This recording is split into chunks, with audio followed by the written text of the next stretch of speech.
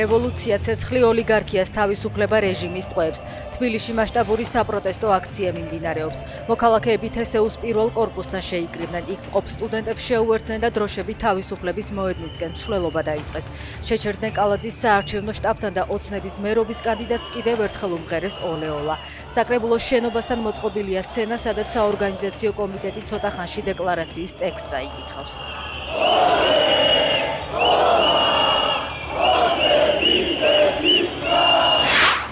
ვერთიანდებით მთელი მსოფლიოდან უსამართლობის წინააღმდეგ. ქართველი ემიგრანტები დღეს 30-ზე მეტ ქალაქში შეიკრიბებიან.